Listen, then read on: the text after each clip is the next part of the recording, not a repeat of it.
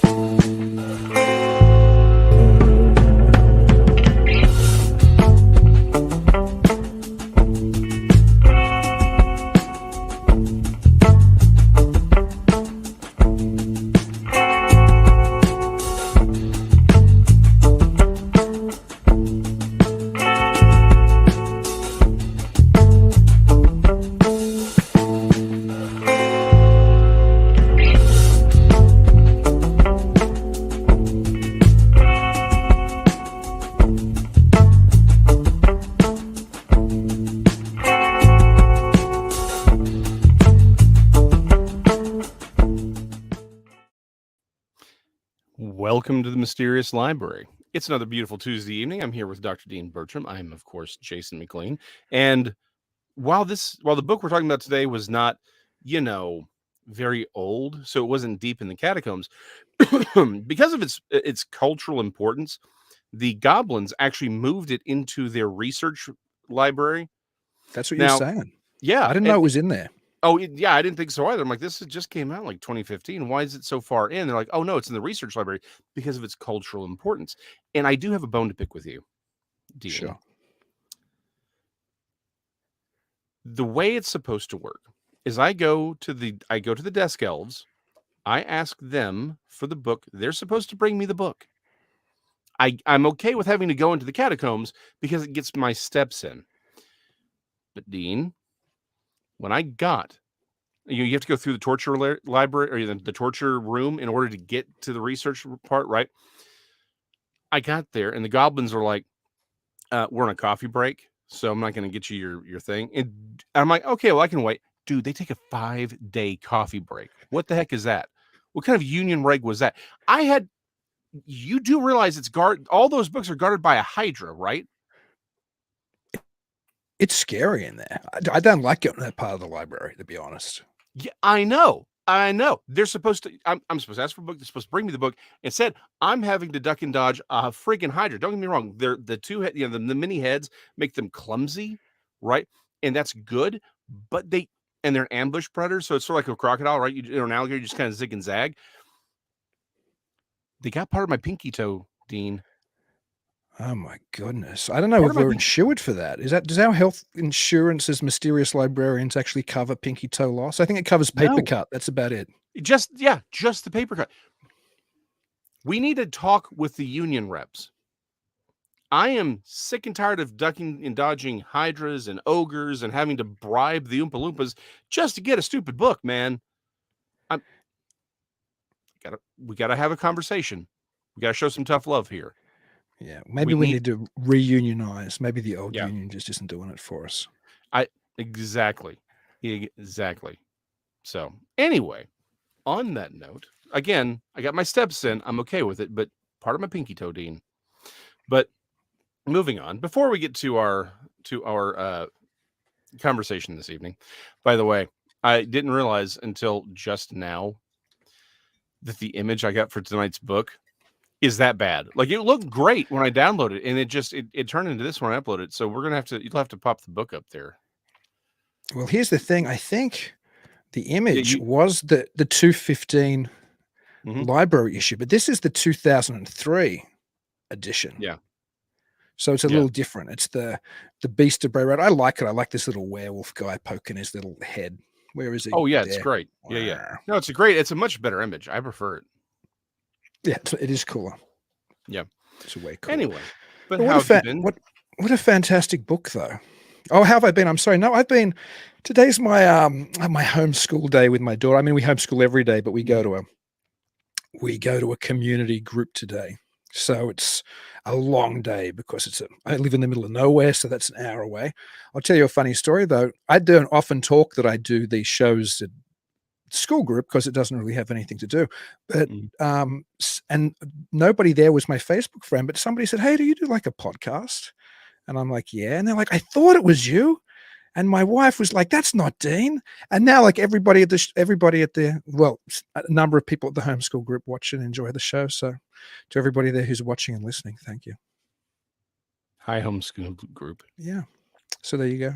So my day was good. Busy. Tuesdays are always my busiest day of the week. So Right. Gotcha. Well, it allows you to get all the busy stuff out of the way on one exactly. day. So there you go. I like the planning. Well, you have 5 days of shows almost, right? Or it seems like it never ends for you.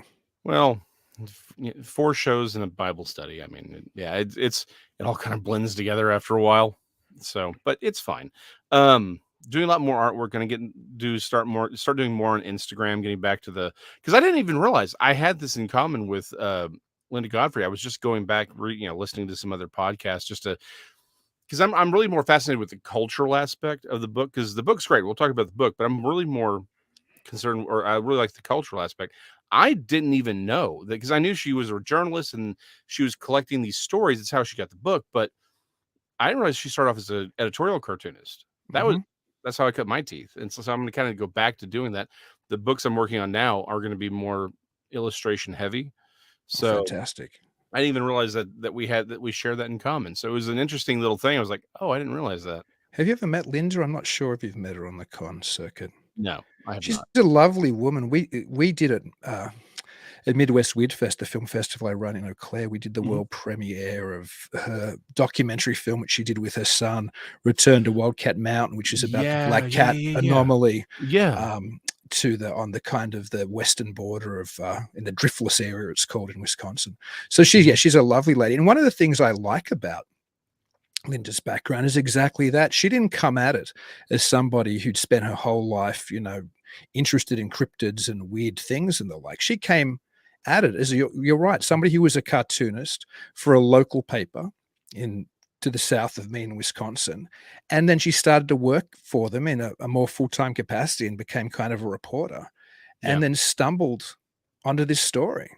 Yeah. No, it's exactly how that happened. And that she actually coined the term. I mean, you don't meet many people in the cryptid community who have coined the actual name of a cryptid. So she's like Yeah. cryptid royalty, Linda. Oh, she is. No, she really is. Again, that's why the goblins have her Makes in sense. yeah, in the research library, right?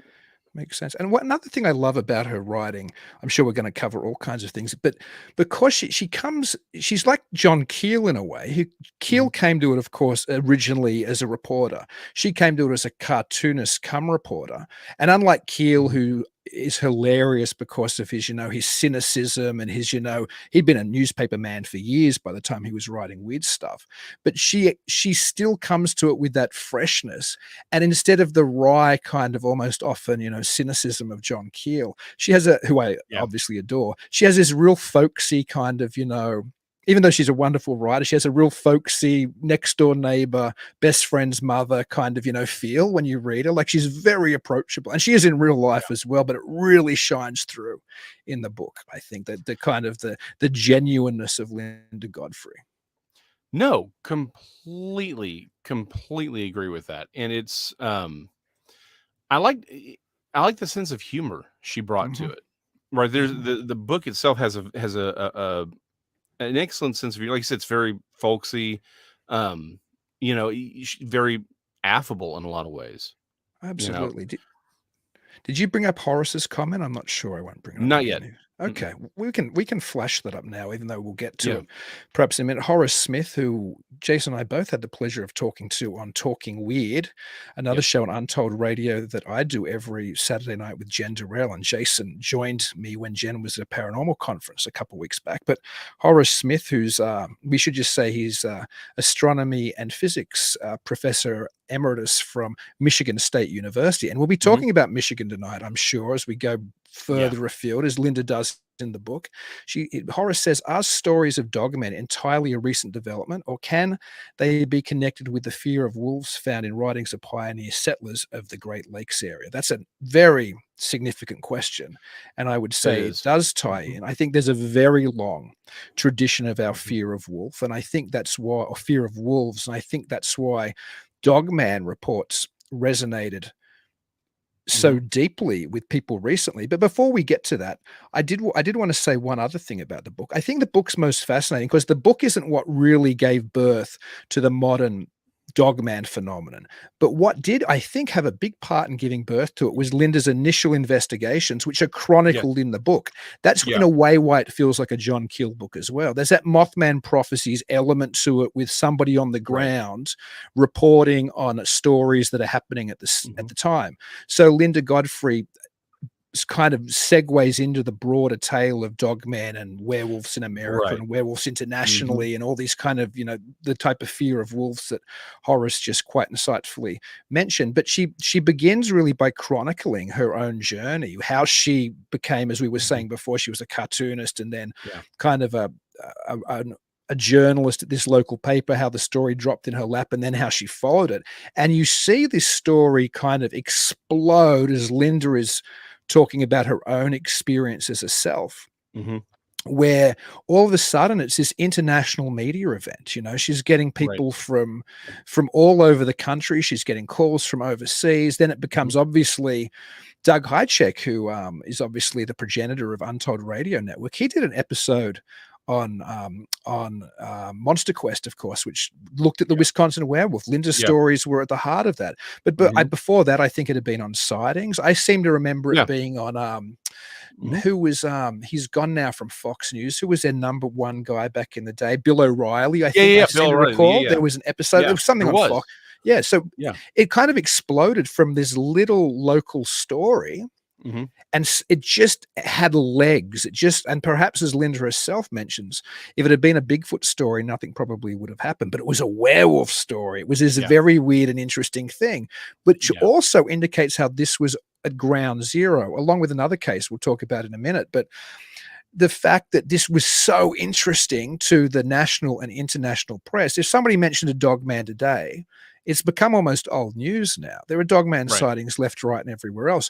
People might argue there were even before Linda's story broke. But there's something about that which seemed to bring the idea back to the popular consciousness. And it was, I think, was it 1991, 1992 when the story broke? So it's a while ago now. I mean, it's hard. It's funny to think it's 30 years ago now. But when this story... when this story broke, people weren't seeing dogmen left and right all the time. It wasn't another Sasquatch. Exactly. Well, and so interesting to that point and to Horace's question real quick. Normally we like to try and bring like a quote from the book. The quote I want to read actually ties all this together but it's not from the book. It's actually from Monster Quest. Hi, Doug. Love you. But yeah, so it sort of opened, and this is kind of where I think it ties into Horace's question, right? At the beginning, it does talk about, lycanthropy, the belief that people had turned into werewolves. This was a real phenomena, like recorded throughout the Middle Ages. I mean, really all over the world, but specifically in Europe in the Middle Ages, there was this big rash of things. You have the Beast of Bray, which I did not pronounce correctly, but I'm Texan, so I've never pronounced anything correctly in my life. That was a real thing where people, like over 80 people died over a period of several decades from what is reported to have been a massive wolf-like creature. And there was a man who absolutely confessed to being a werewolf, that he was given this magic belt. Peter Strobe. Yeah, exactly. And so one of the modern theories about all this is that, Ergot, the fungus that grows on rye was involved because it can be toxic, it can be deadly, and can cause hallucinations. And so that's been sort of the theory du jour. Well, anyway, as this is all being explained in the episode, there's this line that I love so much that kind of compiles everything into one concept here. It says, lycanthropy, werewolves now live in the realm of psychology and Wisconsin. I don't know why I love that so much. But I love that quote. Line. It's a great line. And that's a great point, because one of the things that they were talking about is, since the invention of modern psychological drugs, a lot of the werewolf, thing has sort of died out as far as people confessing to being werewolves, because of treatment. However, we still have these stories of people seeing these large bipedal creatures. And again, back to sort of going backwards a little bit in the story, there's an interesting dichotomy here, because we have plenty of accounts of wolf-like creatures being identified, actually killing people. And the problem is they go by a lot of names. Hellhounds. I've got a hellhound story. It wasn't me personally. It was a friend of mine. But it freaked him out because he was there watching this thing happen. So yeah, I mean, the story of wolf-like beings go back a long way, and they are often connected to the supernatural. There was it was a famous composer. Again, I'm terrible with names, but he spent like the last few years of his life in an insane asylum, and he would literally break out because he claimed that he was being chased by these massive black wolves with red glowing eyes. And that sounds a little familiar if you read Miss Godfrey's book, or books on this, because she's done more than one on this subject. And so it's, yeah, exactly. I mean, she's done, yeah, I mean, this has been going on for a while, and exactly. I love how please model vamp. There you go. But you have, outside, but really outside of Wisconsin, right? You had the Beast of Bray Road, which she was sort of that touchstone for it. You have the story of the Rougarou, but until she comes out and popularizes it with her reporting and putting in these books, the Dogman phenomena was a very localized phenomena. It's after her, and we can talk. I do want to talk about this after we've kind of talked more about the actual book a little bit. But we don't have all of the Dogman reporting that we have until this book comes out. Or I guess that's true, but perhaps, I guess, more to the point, until her stories initially, because her book she's kind of written after the hysteria. But I know what you mean. It's about her book is about how it built to this kind of level. So I think the book originally came out in 2003. I think that edition you showed before is the 2014, or something. But as you're right, I can't. It's funny because I talked to Ken Gerhard, who most people in the cryptozoological field will consider as one of the leading thinkers today. I was right. I'm slowly right. I'm writing 2 books, but this book is there's one book I'm writing which has cryptids among other things, and I was writing a chapter just on dogmen and werewolves and the like. And I actually reached out to Ken and I said, as far as I can tell, correct me if I'm wrong, there wasn't a whole lot of this before the whole Beast of Bray Road thing blew up. And he's like, you know what, it's true, 20 or whatever the time period was, it was before then. He was like, I remember very few Dogman or those kind of reports. So it's even people in the field were conscious that it hadn't become prominent. I actually think, and it's something I wrote in that chapter that one day hopefully will be published, but is that before Linda Godfrey's investigation and before Steve Cook's song about the Michigan Dogman, which we'll get to in a minute, but the Godfrey thing I think was more significant, but they're interrelated. Linda, of course, talks about that in the Beast of Bray Road as well. But before that, werewolves or wolfmen had been pretty much relegated in modern history in far as the 20th century. Well, it's not that nobody was ever seeing or reporting these things, but let's be honest, it was pretty rare, right? It had been relegated pretty much to the realm of fairy tales, of horror movies and perhaps kind of occult writings. People weren't actually regularly reporting or seeing these things. There was no consciousness. In fact, last week we did Peter Burns' book from the 1970s Yeah. on the search for Bigfoot. And in that, it essentially lays out what the cryptids are everybody was talking about then. Yeti, Yeah. Bigfoot, essentially the same thing on different continents, and the Loch Ness Monster. That was it. Nobody in the 70s was talking about Dogman. Sorry, I just saw Tony's comment. He's out there camping. Be careful, Tony. They get the campers. I'm going to tell a real funny story, and this is a little bit of an aside. I had a friend from Australia. He's actually a fairly well-known director because I used to do film stuff in Australia. He visited me here. One of my only Australian friends who've ever visited here. I've had like 2 or 3. And lovely guy. And I have a fire pit, obviously, and I'm in the woods. And I would just intentionally, I was kind of mean. I'd intentionally creep him out. I'd tell him Dogman stories. And there was, in one of those books I flashed of Linda's before, there's a story about one not very far from me, right? Actually in my region. And I would tell him all these stories. And he's not somebody you would think of as, you know, a scary, easily spooked guy. He would not stay at the campfire. I was like, I'm going inside to get another beer. You want one? I'll come in with you. Like I'm serious. He wouldn't stay there. That's awesome. Yeah. I love that. I love that. Although, I mean, not to get too far afield, there is a weird connection with definitely paranormal entities and being alone by a fire. Like that's a thing. Like it's happened to Tex. Like that was actually one of the things that sort of got us thinking about this whole again the you know the being able to sort of delineate between saying maybe there's a difference between the physical Bigfoot and a paranormal Bigfoot was his encounters when he was alone in the fire and these things would come out and he's like, it was a Bigfoot. And he was, I'm like, dude, you're telling me this thing was 10 feet in front of you. You didn't hear it approach. It's wet. Like this is mud covered in dry leaves. I don't care how quiet you are. You're making a sound and you're leaving tracks. Right. Like it took him a while before I was able to convince him, like, this is a paranormal thing that you're dealing with, at least in these instances. And obviously, I've had plenty of other accounts where people were out there camping by themselves and they look through that fire. So maybe it's probably better that he did go in with you. You never know what could have happened. You never know in this part of the world.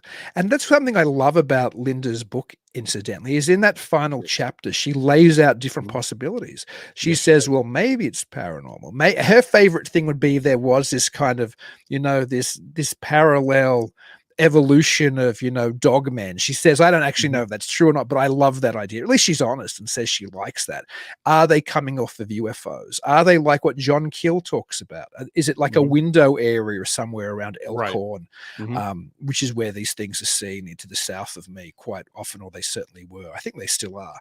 Is it a window area? She lays, is it like the Native Americans' idea about these kind of, you know, dog spirits? So she lays out all these alternatives, which is, it's refreshing, to be honest. There aren't a whole lot of books in this field where the author is happy to say, well, could be this, could be this, could be this, could be this. I like this one, but that's just because I like it. It doesn't mean it's true. Like, that's an incredible open mind. No, exactly. Okay, real quick. Tony has a great response to Horace here. Again, not entirely on the book, but on the subject. He says there are stories of dog-headed people throughout history in many countries, and this is absolutely true. I, however, am of the opinion that these dog-headed men that are referred to are not the same thing as the dogmen that she is describing or that we're seeing here in the country. I can't say that with 100% certainty, but it does seem to be a very, very separate thing. A lot of the dog-headed people that we see in the past, right? They're recorded. They have language, they wear clothes, like they have like it does seem to be very, very different from this phenomena.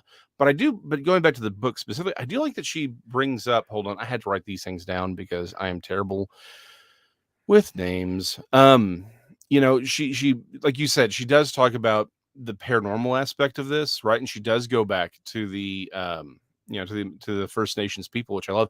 And she talks about how, you know, she talks about the Shunka Warakan, which I loved, right? Like that's one of those things where I'm like, oh, I forgot how much I liked that one particular cryptid, because there's so many versions, you know, interpretations. Some people have thought of it as a purely supernatural entity. Others, you know, almost like a hellhound kind of a thing, but different. Others have seen it as sort of connected to this American hyena idea. so it was fun kind of going back through all this and be like, oh, I forgot about all this. Because again, I'm more of a generalist, but the last few years, I've sort of been wedged into the Bigfoot paranormal, pterosaur thing. So it was fun to kind of go back and relive some of these things. But also going back to Horace's question, right? I think one of the stories that she does mention in the book, which I thought was brilliant, and I'm glad she put it in there, was a story from the 1930s, right? Where the Watchman encounters this creature, this dogman like thing, and it snarls out the word Gadara. I thought you'd like that. Yes, exactly. And you know what I forgot to do? I was like, man, I completely forgot. It's like, what is the word? Is like, is there a word out there that Gadara? Sort of do my own research on that. But the fact that there's this part where it talks to him and gives this word. And you being the biblical scholar, you should give the context of that in religious terms. Yeah, I mean, so again, unfortunately, I got a little busy. I forgot to double check Gadara. I mean, I know it's like I know this word, and I've just did not get a chance to look it up. I am terrible. Please, Dean. Well, no, it's just be the smart one for the moment. Well, it's the place near where Jesus exorcised the man who was filled with demons. Yes. Okay, yeah, I'm back. Okay, I was like, I know that word, and I got so busy doing. I didn't want to steal it from you. Was the only reason I didn't say it. Steal away. I am not the brightest bulb in the drawer here. And what's worse is I see things like, oh, I know that word. Where do I know it from? Yeah. So Donnie Cho, no, he's right. Donnie Cho, it does not mean. It's not Dogman for how you doing. Thank you, Dean. I was like, I know this word, but I got busy doing other things, and so I came back and it's like I was like 30 seconds before the show. I don't have time to look that word up. So, okay, so again, there's an account of Jesus exorcising these demons out of a man in a place called Gadara. It's actually a really, really interesting story. But the main point here is the fact that this dog man is saying this word that is connected to the exorcism of demons. And also that it's digging in an Indian burial mound when he sees it, and where this person lived was likely among the dead. Apparently, we know from various, I guess, scholarly tomes or records of the time that there were people who would live in these grave areas where this man lived. So there's a connection between the dead, the place where the dead are buried, along with the term, along with the idea of dogmen maybe being demonic. So there's just all those weird, interconnections there. Yeah, no, that's a great point, because where the demoniac was, right? He was living amongst the graves, which is again, to the Hebrew, that's an unclean place, right? Being amongst dead things is unclean, and he's living amongst these graves, cutting himself in. And so Jesus going there, there's a lot of meaning to him going to this place of the dead to drive out the spirits.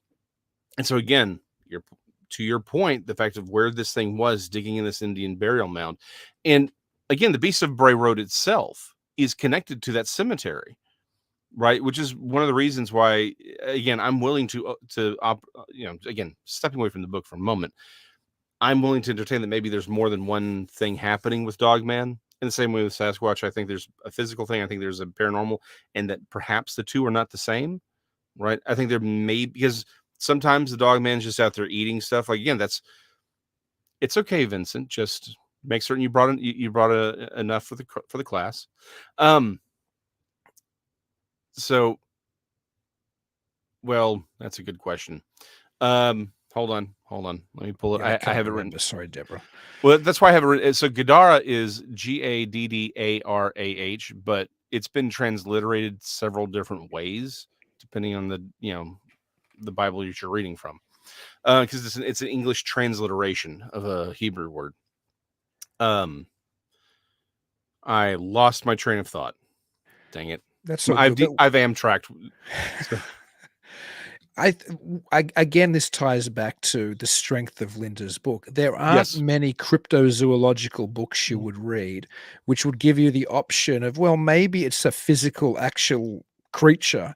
But here there are these paranormal connections as well. And Linda, Yeah. again, other than saying at the end that she likes the idea of it being a parallel evolution kind of dog thing or something, she's half joking when she says it, you can Yeah, tell. she is. Yeah. She lays out all the other Mhm. things as well. And I can't think of gosh, I can't think of almost anybody who does that, who just says, "This is what happened. Something weird was going on. It could have been any of these things." One thing she mentions, though, she says she didn't want to Mhm. investigate, which is fascinating anymore, was stories of cult activities down there. The same Yes. local animal Yes. control man who had the original Mhm. file in his desk which said werewolf, which is where all the reports were. That's what made Linda realize, hey, this is a cool story when an official has Yeah. a file in his desk saying werewolf where he's keeping these reports. The Mhm. same guy who was taking those reports told her there's this part outside of, on Bray Road somewhere where people are dumping like animals with their necks slit and their hearts Yeah. removed. And Mhm.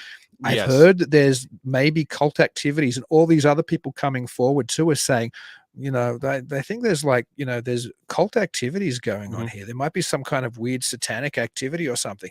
Now, Linda says herself, in all honesty, she says, I didn't feel comfortable looking into this. And I can see why. It's scary stuff, but that's another alternative that she puts on the table for people to consider. No, and that's a great point. I do like that she even again, she like you said, she's admitted that she's uncomfortable with it. And I'm gonna be honest, yeah, she should be. So personally, things I've encountered, right?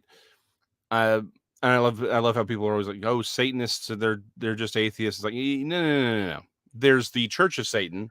They're just edge lords. They're just anti-Christian. They're just usually atheists. That's all they are. There are real Satanists who do terrible things. I've seen what they can do. Well, I'll tell you quickly from personal knowledge here. I know somebody very well in this area Mhm. of Wisconsin, and they weren't a Satanist, but they told me, and I have no reason to doubt them, Mhm. that they went to witch coven things held in barns here and in fields here where people were dancing naked around fires. Yeah. Now, they would make the differentiation, of course, saying, well, that was Wicca and that wasn't Satanism. But obviously, somebody from a Christian or a biblical position would say, well, you know, there's you're summoning spirits and you're doing kind of weird things. Is there a real difference? And I Yeah. I understand the argument that it's not the same thing, Mhm. but there are clearly in areas where you wouldn't think, in rural Wisconsin, people engaging in occult arts that you wouldn't suspect in, again, sleepy Mhm. rural areas with, barns and, farmers and everything else. So with something happening in outside of Elkorn, I wouldn't be at Yeah. all surprised. I mean, I'm admittedly, Oh, I'm further, absolutely not. I'm even deeper rural than that. That's close to Milwaukee. That's only like an hour throw from Milwaukee or less. Yeah. So Well, were people cavorting around there doing stuff? I have very little doubt if it's happening all the way up yes. here. Oh, it happens and Vincent, we're gonna have to talk about your comments here in a second. We need to talk about that. But like here in Dallas, and again, in I gotta stay calm here. You don't go very far outside the city before you start finding these locations. And sometimes they will, and again, this is how I kind of came into the weirder parts of it was doing REO properties, meaning bank-owned properties that are being resold. They would use these abandoned homes, and it's one of those things where the first time I got the call, I'm like, "What do you mean there's blood everywhere?" Because these people were going through doing these final inspections of the property before they signed the documents. Having it turn into a drug house, not all that uncommon. But when you start hearing things like blood and pentagrams, you're like, whoa, whoa, whoa, whoa. At first, I thought, okay, it's a bunch of teenagers just doing stupid teenagery stuff. It's like then you start looking at the scenes, you're like, no, these are not a bunch of Tupperware witches, right? These are the real thing. They're doing the real stuff. And again, you don't have to go outside very far in Texas to find pretty significant occult activity. And I mean, brutal stuff. So I I'm 100% convinced, and because I've been told straight out from people in appropriate places to know that there are very very powerful occultists in like and they go out into the woods, they go into the rural area to do these things because who's going to tell you, like, how are you going to get caught? right? Like that's really the thing is that's why you would go into the rural areas is so you get caught in the city. You're not going to get caught. You drive out to some dude's field, his back 40, or there's a barn. You're not going to get caught. Yeah, it's hard to dance naked around a fire in suburbia and chant and sing and do everything else. But yeah, out here you can do whatever the devil you want. Really, now Tony Harris said paganism is not Satanism. I certainly understand that argument, but I think, or I understand the alternative argument as well, that anything which is worshiping other things other than the Christian God is not on the right side. Now, I'm not I'm not saying one way or the other, what you should or shouldn't believe, but there are links between. In my own life, I've known people who are occultists. I've known people who are practicing Wiccans, and I've also known people who've identified this is in Sydney as Satanists, literally, including I won't go into the details. Somebody I knew very well in Sydney was a practicing Wiccan and was also a Satanist. Yeah. So is there sometimes an overlap? Of course. There's overlaps between all kinds of things. And then sometimes there's not any overlap. Take that as it may be. Anyway, we should probably get back to Dogman before but it's interesting you said that there was a houses there. That's one of the things, of course, in Linda's book. She talks about 2 abandoned houses in the area where kids would go to get, I guess, high and party and do other things and graffiti on the walls. But at the same time, there was like an altar there, and there was weird Masonic ritualism, not Masonic, occultist ritual symbolism, on the wall. So was something going on there? Probably. Was it Satanism? I have no idea, but was there probably occult practices happening near Bray Road? It certainly sounds like Linda thought so, and she just didn't want to look into it. And I don't blame her. Like you said, you don't blame her. Yeah, no. Well, people who dig too deeply into that world end up dead. So yeah, it's like anything else, right? It's one of those things where you have we can definitely come up on that for here just a second, because again, it's a dangerous road to hoe, and there are reporters who have ended, who've been threatened and who have ended up dead because of it. So I get why she wouldn't want to do that. But back Tony's to Dogman. fantastic. Like, he made a very good point, like about the history of pentagrams, and then he was like, "Anyway, let's get back to Dogman." So we probably should get back to Dogman. Another thing, just quickly, because I think this is really important to the story as well, and if I'm not careful, we'll miss it. Is she talks about it in the book as well, and that's the DJ. Is his name Tony Cook? I forgot now. I tried to remember today. You're asking me about a name. I didn't write it down. I I'm should have written it down, because you're right. Yeah, that's. I'm bad with names as well. I think it was. It's the guy out of Michigan who's a DJ who invents this April Fool's Day prank, I believe, in like 1987, about the legend of the Dogman. And supposedly it only comes back every 7 years and yada yada yada.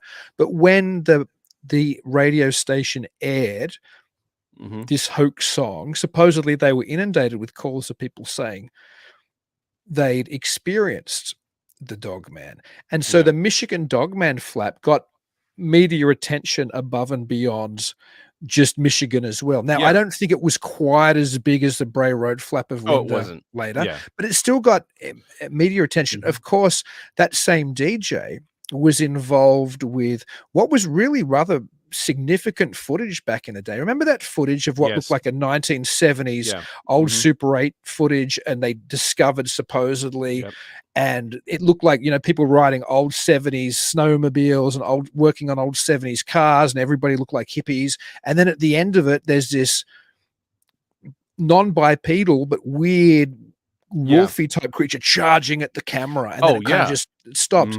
Apparently it was Steve Cook was the journalist's name, or rather the DJ's name. But Steve Cook, I believe, from my recollection, later came out and said that was a hoax as well. So that's where we have to be careful as well, because some of this is genuine reporting, and then some of it is hoax, like the song, which was just a joke, the footage, which was just a hoax, but somehow it permeates out there.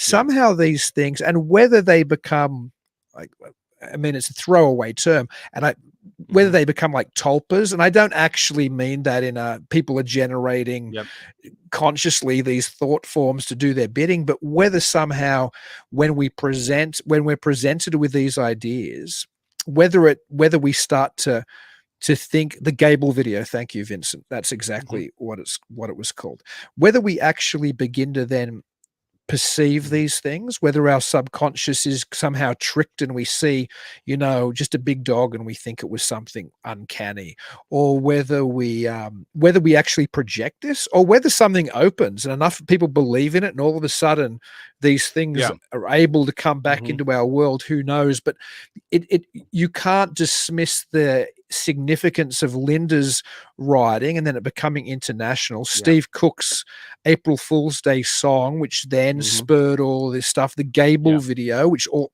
encouraged people to think that there might be these strange wolf creatures out there. And it's interesting, and then I'll throw it back to you, but it's interesting when Linda writes about the early reports in the Beast of Bray Road, she throws in a lot of things that clearly aren't dogmen, because she does. Yeah. There aren't that many reports back then. She said she No, there throws in weren't. things like Sasquatches. She throws in things which are bipedal, weird big dogs, big weird bipedal wolves. When you look at a lot of those early reports, I would say Yeah. fairly 50% of them have nothing to do with Dogman, but they're included in there. Now you wouldn't have to include 50% of non-Dogman stories. You'd have enough Dogman stories to do, like literally as Yeah. people do, podcasts where all they do every week is talk about Is Dogman stories. Yeah. Well, and going back to the Gable film for just a moment, because I did want to mention, and again, Doug Hychuk out there doing the work shows with the guy who actually, it really wasn't even a hoax. It was just, the guy who did the Gable film was just, he saw it as artwork that was participating in the Steve Cook sort of, fake lore kind of a concept. That's all he was doing. Like, he really wasn't trying to necessarily, but it took on life of his own. And on Monster Quest, they show that this was, and how he did it and what it was. And there's still people to this day who will argue that was fake, that the admission was fake, that the video was real. And it's like, the guy on the film he didn't age 40 years. You're telling me this guy, because it's supposed to be, like you said, Super 8 from the 70s. You're telling me that 30 years later, Right. 40 years later, he hasn't aged a day? Like, that's a bigger story right there. I mean, It's that but cognitive dissonance. It's something bashes into your belief yeah, system and you just double down on the belief system. it precisely. But back to sort of your point, and I think this is a great, we have that event again in Michigan, right? The Michigan Dogman starts getting out there a little bit. Yeah, Bama, thank you. Because and again, Vincent also was mentioning, there was a second video. Everyone knows about the first one. Most people don't even know about the second film, where he's literally torn in half, right? So it's like, again, guys, like, come on. But anyway, point being, They do that old Tom Savini trick of burying him Yeah. in the dirt and putting the prosthetic on top. Yeah, that's very Yeah. true, Vincent. But yeah, this is one of those things where you have the Michigan Dogman stuff that kind of happens, but then it's Linda Godfrey who brings it to attention. But again, I was dealing with a lot of this stuff in the early 2000s. You still, like, even then, Dogman was not a big thing.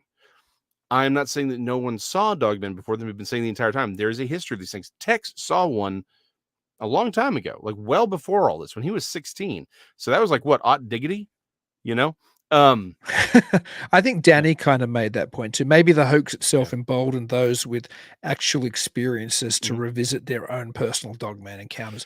And I think that's a valid great point. Yeah, no, that's a great point, because oftentimes, unless we have a name for a thing, we don't really, we don't really know how to process it. And I think very much also to your point, if people are like, oh, other people have seen this thing, they come out and once I came out and said, hey, I saw this pterosaur, I had 3 people that I knew walk up and say, and 2 of them like, here's a pterosaur, and the other was like, here's this thing that happened to me in the late 80s with the goat man of White Rock Lake. And I'm like, how did I not know any of this? That's the point. Once I said I had seen it, people were willing to come forward, right? So I do think that's absolutely a part of this whole. I think Donnie's right. This is a big part of this.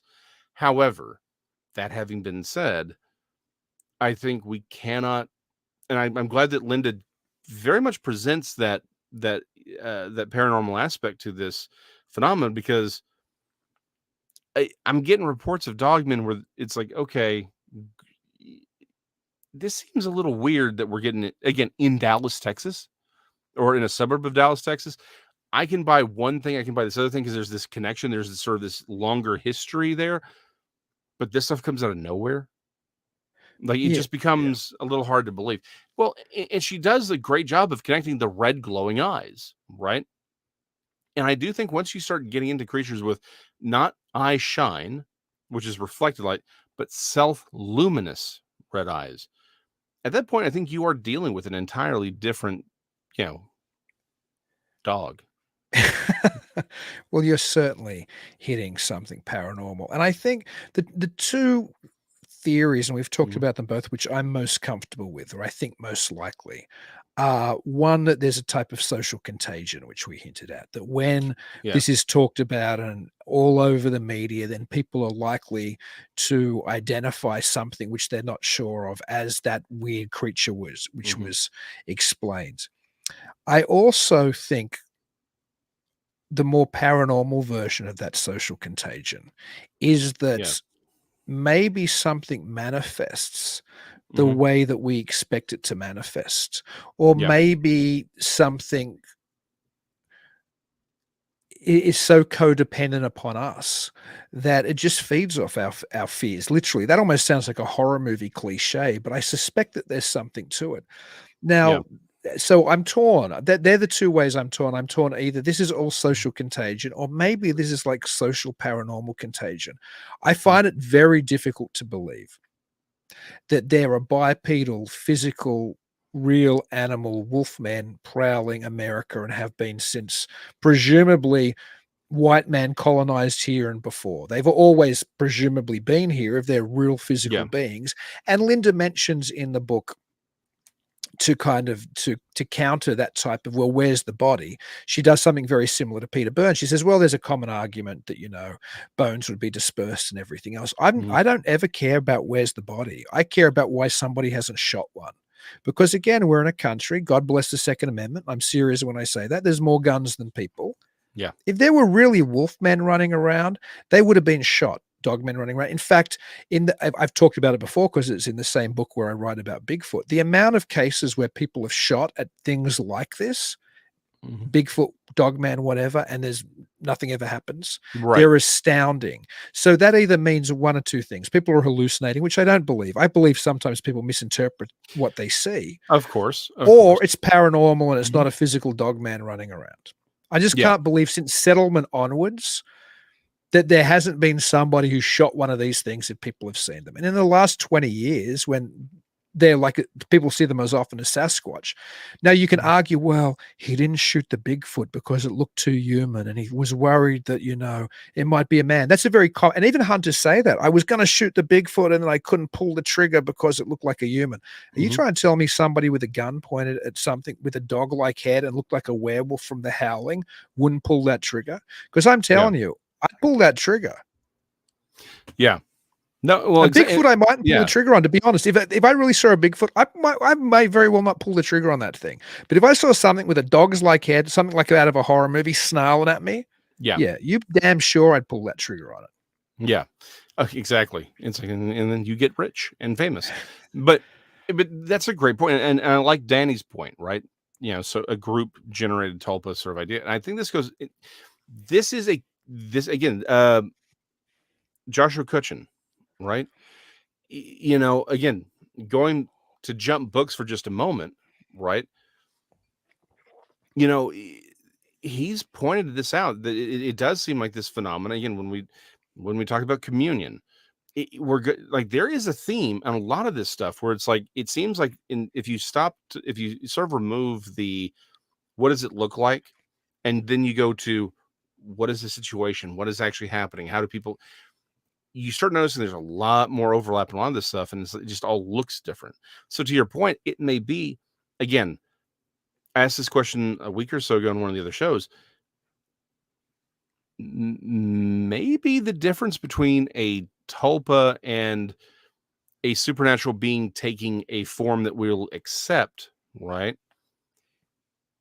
Maybe that line isn't as hard and fast as we think, right? Because the assumption is that the tulpa is not a pre-existent entity, right? But what if, again, in the sense of a tulpa, we give it form, but it is a pre-existent entity. But it also takes on the manners and characteristics and expectations Hmm. that we've put on it. So Hmm. again, this may be a much more complicated Absolutely. phenomena, and I think back to the book, she does such a good job of allowing that complexity to exist, Hmm. right? I mean, that's a big thing. To your again, to your earlier point, that's not something that we see in a lot of books Hmm. in this field. Usually there's this, here's my perspective, this is the only perspective that's valid, and this is what's going to happen. She's like, yes, sorry, Vincent's got it. Yep. There you go. I thought, what did you, Ray, what did you do? Um, I think that's, by the way, I think that's very, very accurate. And Greg Bishop in Robbie Graham's, he's the editor of the book. It has a number of Cutchin's in the book, a number of, you know, mhm, heavy hitters in the UFO field in a book called UFOs Reframing the Debate. Greg Bishop's yeah, article in there introduces the concept of co-creation theory, which is something I've thought about for a long time as well, yeah, is that maybe, and this is just to do with UFOs in fairness in this, but maybe we our expectation has an effect on how they're presented. And I suspect mhm, that's across the board. yeah, If I have a belief system when it comes to this, it's whatever it is presenting to us, whether it's UFOs or Dogman or Blessed Virgin Marys or the ghost of old Aunt Edna in the family estate right, or yeah, yeah, Bigfoot or yeah, whatever. I really do think that all of these things are presenting themselves, and I think it's probably I'll go so far as to say I think it's the same thing, presenting itself mhm. to us as the way we expect it to see. These things deceive again and again and again, and the fact that we don't ever come away with any real proof of any of these things. Well, I mean, you only need yeah, one body. You need give yeah, me a Dogman body or a Sasquatch mhm, body or a Loch Ness monster body or name a cryptid, a chupacabra body. Give me a body of any of these things, and the whole I'll go, oh, there really are these weird things out there. And don't talk yeah, about fishing out a coelacanth or something. That doesn't impress me that much. I'm talking about a dog man. You know what I mean? I'm not talking right. about an old fish. You know how often cryptozoologists go, well, they thought the coelacanth was extinct. I'm not talking about something that's extinct. I'm talking about something that's this legendary being. Give me a body, shoot Mhm, one, and then I'll question everything I think about this co-creation type theory. Until then, yeah. Well, and to your point, again, this goes back to, and I like the fact that she does point out that, to the First Nations people, there are these. Yeah, no, we're not doing that, Donnie. We're not group thinking that at all. I'd rather have Mr. Stay Puft. We can just set him on fire. Um, and he may be delicious after destroyed anyway. Um, but she brings up that yes, there are these figures in First Nations lore, and they're trickster figures, right? Donnie mentioned earlier.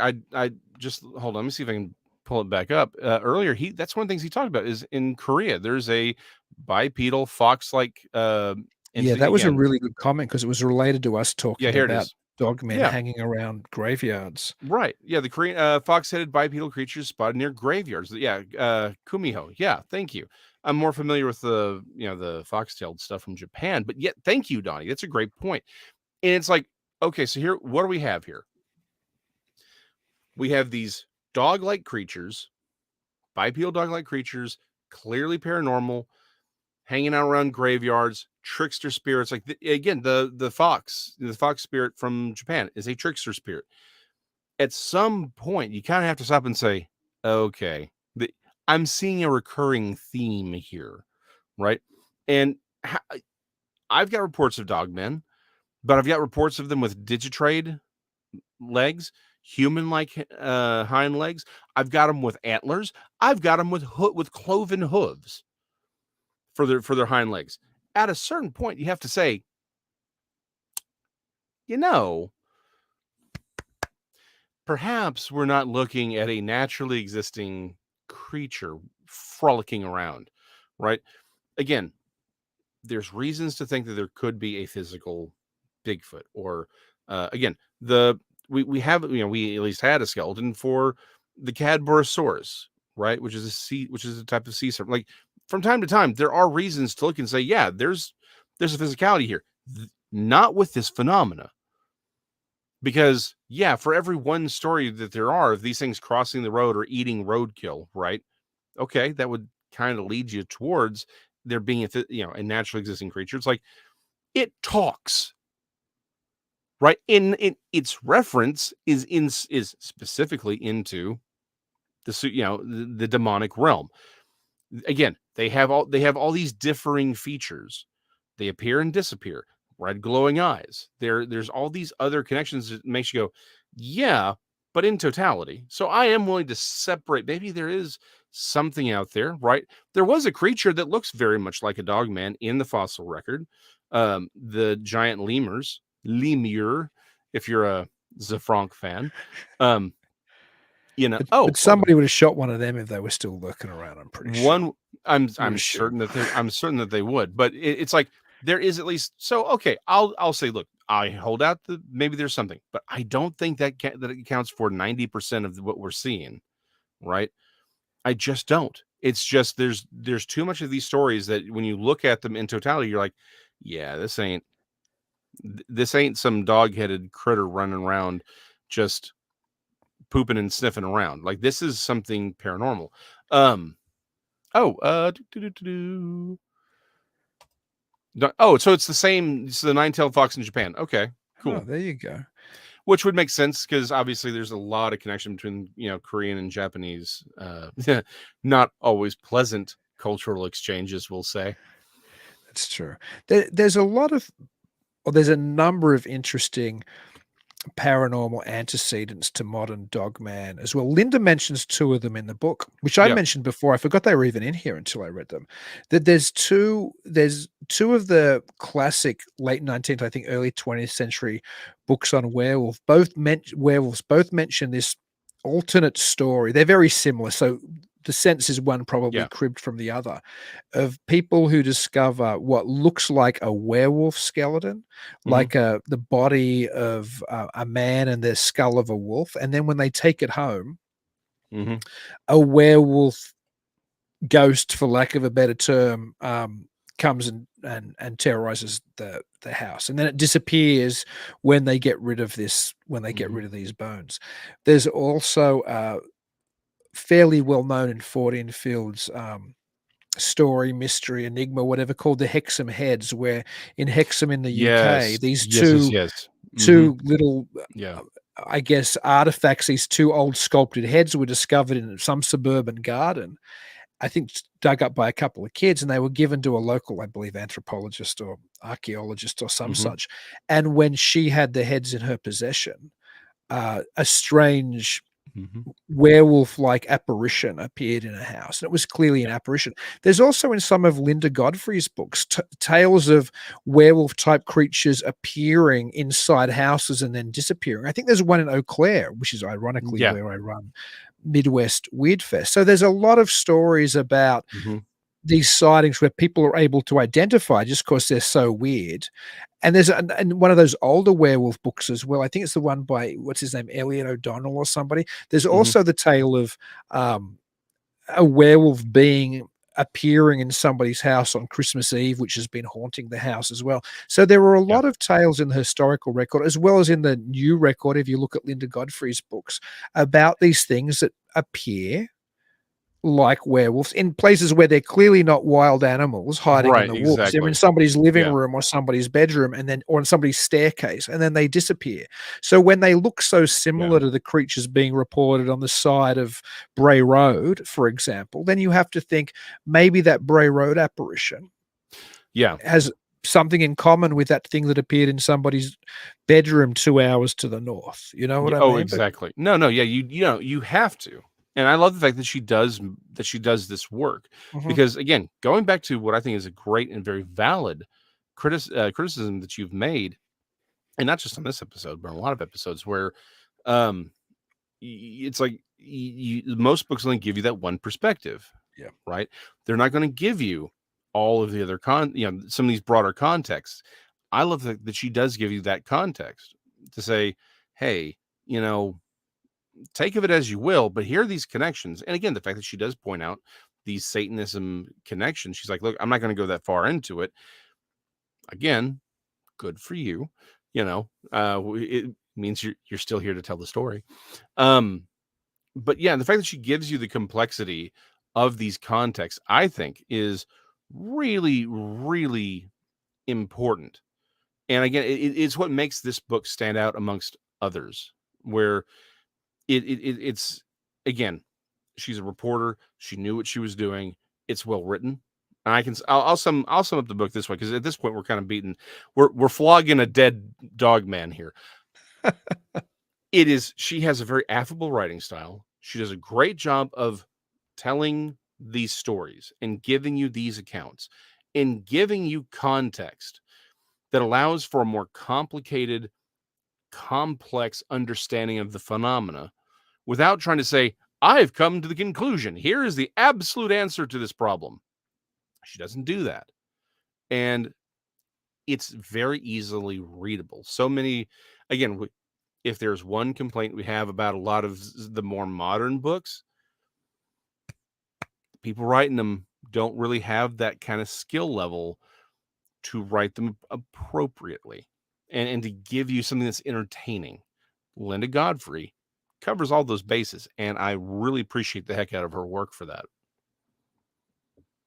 Last I heard, Linda isn't well either. So anybody out there who might want to mention her in their prayers. I know I haven't heard recently if she's doing okay or not, but this is a little while ago. I heard that she wasn't well, and I do think she's one of the treasures of the field today.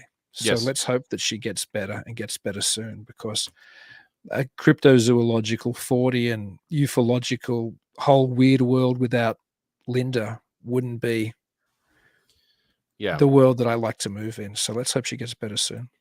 That's a good question. Actually, something had popped up when I did a search earlier. Now it's like, now that we're kind of talking about it, give me 1 second. Yeah, Vincent was just saying Linda is the best. Prayers for her, and she's still feeling bad, last I heard. Yeah, that's my understanding as well, Vincent.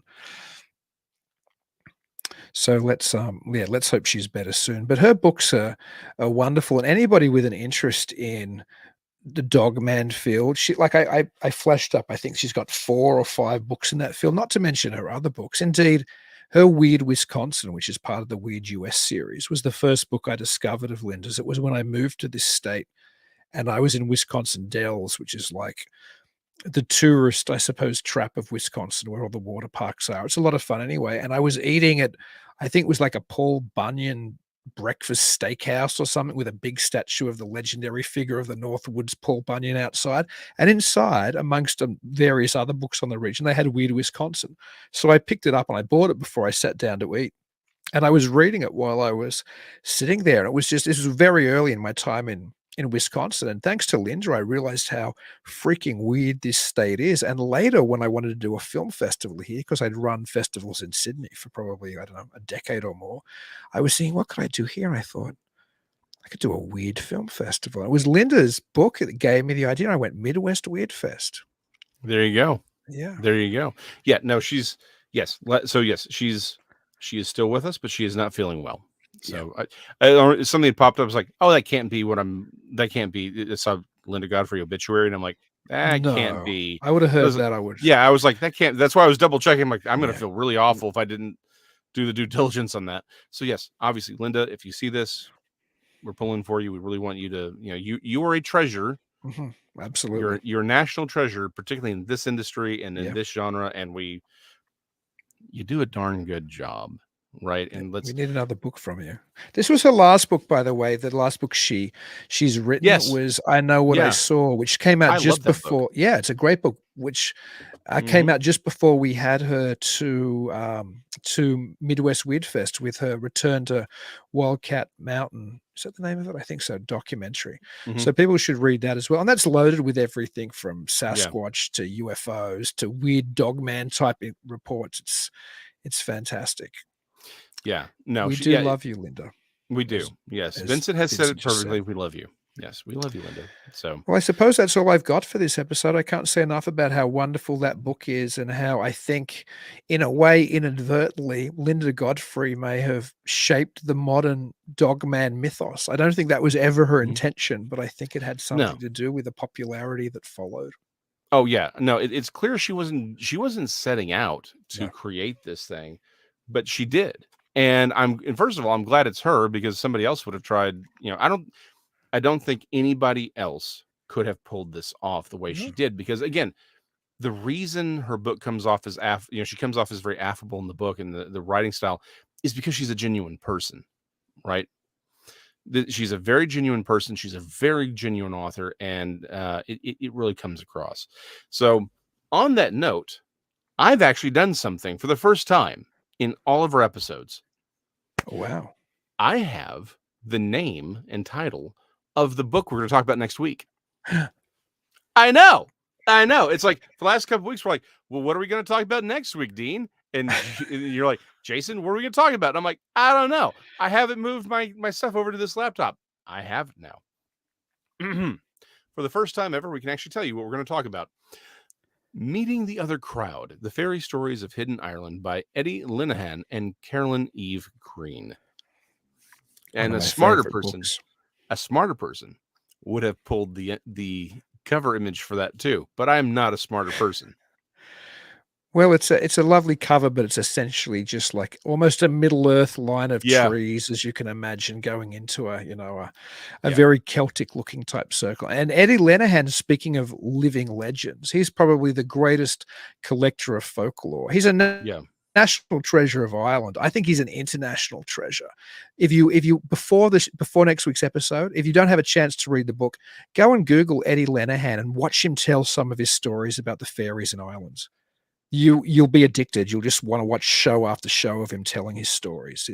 I think I shall. If you don't believe in fairies after you've watched Eddie Linehan, you'll be like a kid at a Peter Pan pantomime. I do believe in fairies. I do believe in fairies. Yes. I actually was I kid you not. I was at a play where she died. Oh my goodness. Nobody they didn't believe. They did not believe. And they had to come up with some. And it's like they had the spot like. Oh my goodness! I could not. You had a room full of teenagers. What'd you expect to happen, right? Like they played it off, and they brought her back. The actor, actress, I think it was an actress, did a great job of riffing on it. But yeah, they let that fairy die. I could not stop laughing. I'm like, first of all, good on y'all for playing that off and actually doing. It's like y'all did what you're supposed to do. You let her die, then you gave her away back. I love it. I love the whole thing. But yes, Linehan, we do believe in fairies. Indeed. And again, that's what I mean. Let's think about it. What have we really been talking about for the last hour, right? The Fae is a very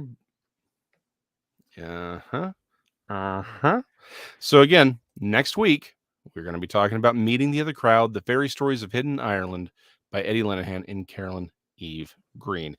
Be there or be square. Well, nobody ever picked up on I was going to do a famous talk show or TV outro every week, and nobody replied to the last one and got what it was. And I went away. There is only one who was the one I meant. There literally is. Like if you Google it, you'll see who it is. And we were going to give like a booby prize or something to somebody last time. So I'll do last times one more time. I want somebody to reply and say where this is from. And this is my good night to you all before Jason does his. And it's good night, America, wherever you are.